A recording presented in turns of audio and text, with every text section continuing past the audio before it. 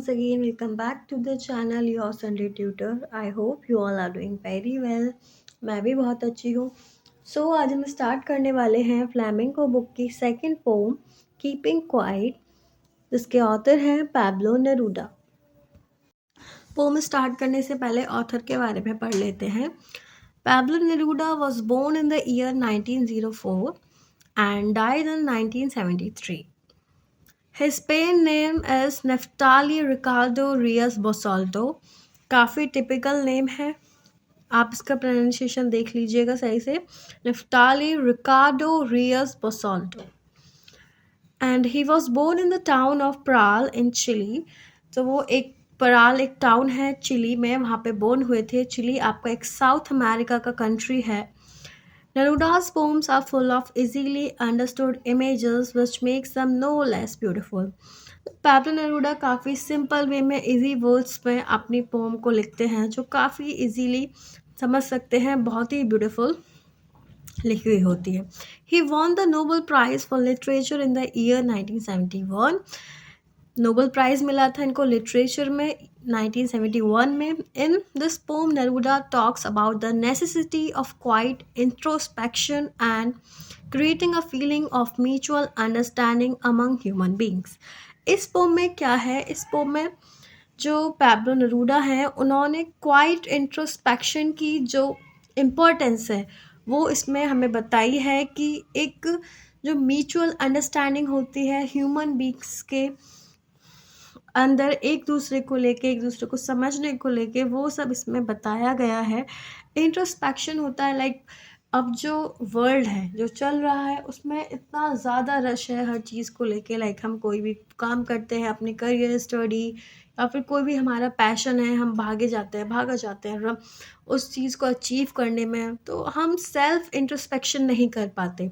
कि एक self introspection इसमें वही बताया है कि उस चीज़ से रुको और आप अपनी लाइफ में क्या कर रहे हो, क्या चाहते हो, जिस चीज़ के भी पीछे आप भाग रहे हो, किसी को अचीव करने उस पर रुको और उसको देखो, फिर उसके बाद आप उसको सोच समझ के सही या गलत करो. सेल्फ इंट्रोस्पेक्शन के बारे में इसमें आपको बताया गया है. एग्ज़ाम्स में आपसे ऑथर के बारे में डिटेल में नहीं पूछा जाता है, लेकिन आपको कुछ बेसिक डिटेल उसके बारे में पता होनी चाहिए, जैसे कि पैब्लो नेरूडा का pan name, literature Nobel prize कौन से ईयर में जीता था और वो कहाँ बोर्न हुए थे, कौन से ईयर में उनकी डेथ हुई थी. ये सब आपको कुछ जो बेसिक चीज़ें होती हैं वो पता होनी चाहिए. Now let's begin with the explanation of poem word by word. Now we will count to 12 and we will all keep still. और जो हमारे ऑथर हैं उन्होंने जो वी है, वी यहाँ पर यूज़ हुआ है ऑथर के लिए. ऑथर ने अपने लिए और सारे जो ह्यूमन बींग्स होते हैं यानी कि हम सब के लिए यूज़ किया है. उन्होंने बोला है कि जैसे ही मैं 12 तक काउंट करूँगा, मैं 12 तक काउंट करूँगा, हम सब जो भी काम कर रहे हैं हम वो काम नहीं करेंगे, हम बिल्कुल रुक जाएंगे, कोई मूवमेंट नहीं करेंगे 12 तक. जैसे ही 12 काउंट पूरा होगा सबको वहीं रुकना है, ना किसी से बात करनी है और ना ही कोई मूवमेंट करना है. अब यहाँ पे 12 क्या है, 12 नंबर शायद उन्होंने इसलिए यूज़ किया हो क्योंकि एक ईयर में आपके 12 मंथ्स होते हैं. आपकी जो क्लॉक होती है उसमें भी आप देखते हैं पूरे 12 जो होता है, जो क्लॉक बनी होती है वो 12 काउंटिंग तक बनी होती है. जो आपके 24 घंटे होते हैं, आपके 12 घंटे की जो पूरी क्लॉक वाइज होती है उस तरीके से बनी हुई होती है कि हम पूरे घंटे क्लॉक वाइज और पूरे साल 12 महीने तक काम करते रहते हैं, तो शायद इसलिए उन्होंने यूज़ किया है. तो आपका जो फर्स्ट ये 2 लाइन्स हैं इसका मतलब यही है कि ऑथर कहते हैं कि मैं 12 तक काउंट करूँगा और हम सब जो भी काम कर रहे हैं वो काम नहीं करेंगे, बिल्कुल रुक जाएंगे विदाउट एनी मूवमेंट और हमें कोई बात नहीं करनी है. For once on the face of the earth, let's not speak in any language. अब ऑथर कहते हैं कि बस एक बार क्या करते हैं, सब बिल्कुल स्टिल हो जाते हैं, नो मूवमेंट, बिल्कुल शांत हो जाते हैं, क्वाइट हो जाते हैं और किसी भी लैंग्वेज में बात नहीं करते हैं.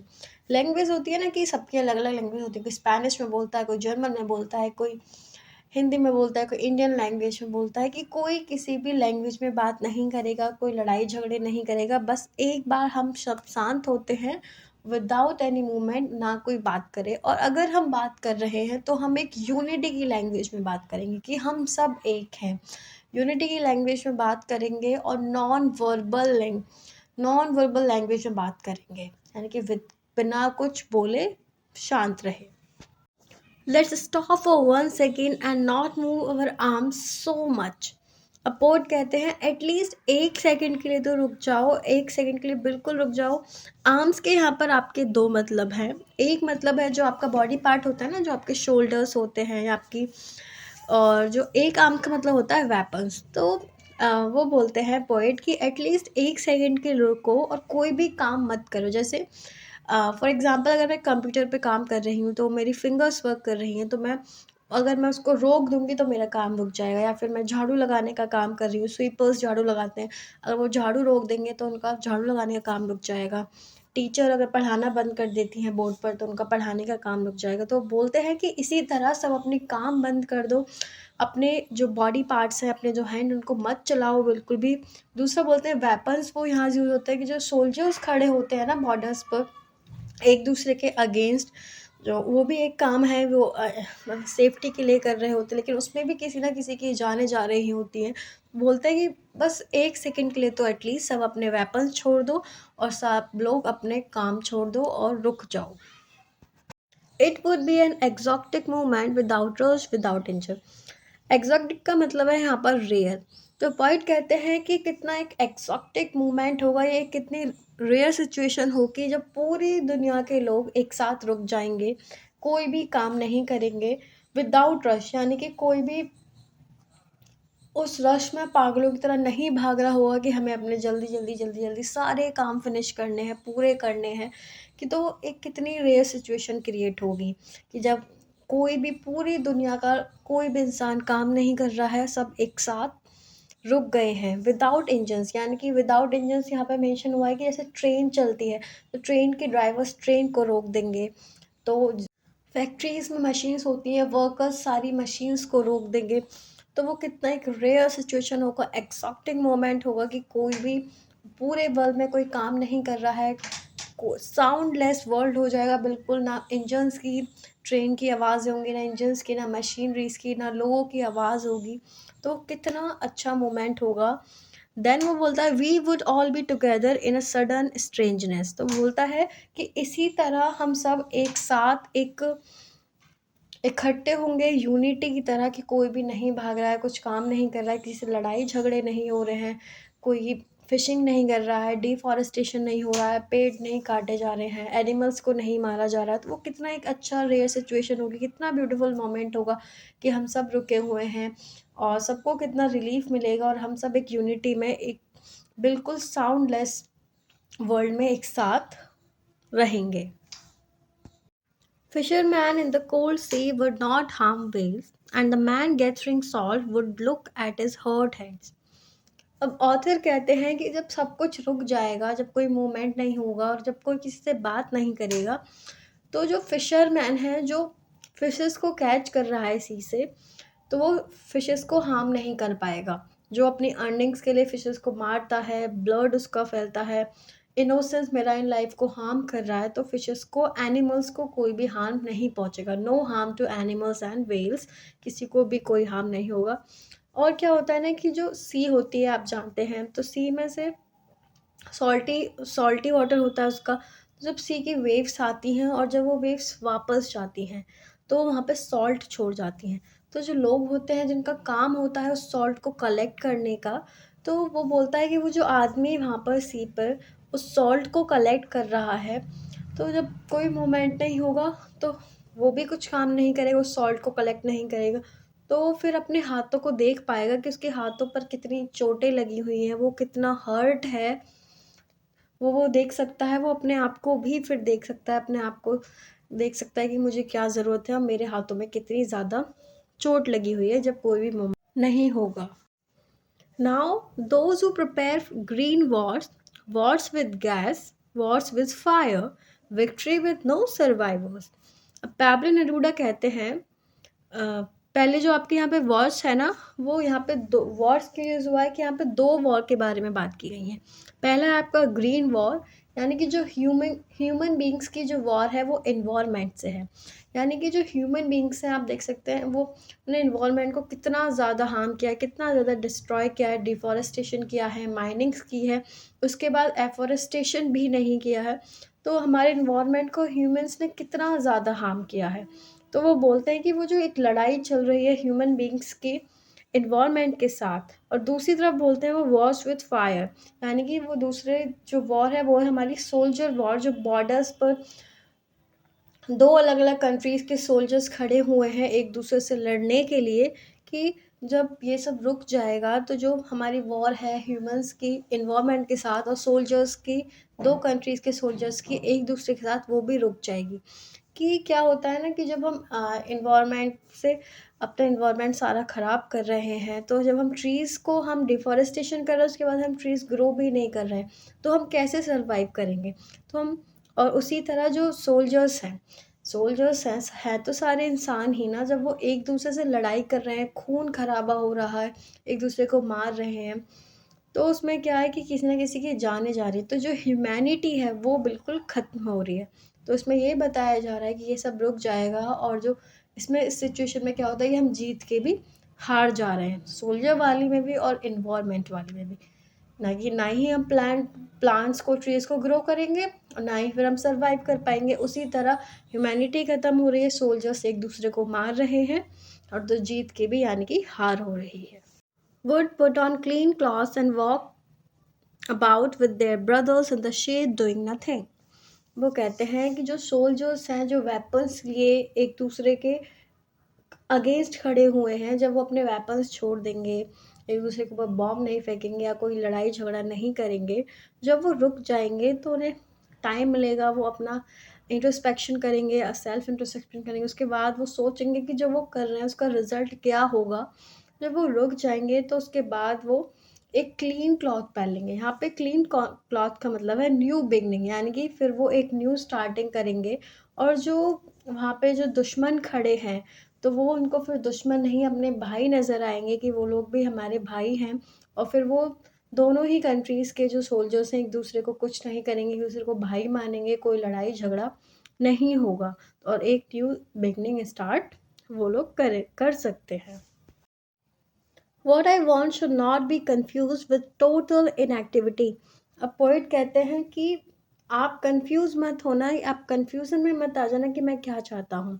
वो बोल रहे हैं कि मैं ये नहीं चाह रहा कि आप कभी, आपको ये लगे कि आप चाह रहे हैं कि हमें डेथ लाइक फील हो, कि जब कोई इंसान डेथ हो जाता है, कोई मोमेंट नहीं होता, कुछ करता नहीं है, कुछ सोचता नहीं है, कि मैं वो नहीं चाह रहा हूँ। मैं जो चाह रहा हूँ कि कंफ्यूज नहीं होना है, मैं चाहता हूँ कि जो भी आप डीड्स कर रहे हैं, यानी कि जो भी आप काम कर रहे हैं, आप उससे थोड़ी देर के लिए रुकें, अपने आप को इंट्रोस्पेक्ट करें, ये देखें कि जो भी आप कर रहे हैं उससे किसी को हार्म तो नहीं हो रहा है, पीस महसूस करें, शांति महसूस करें।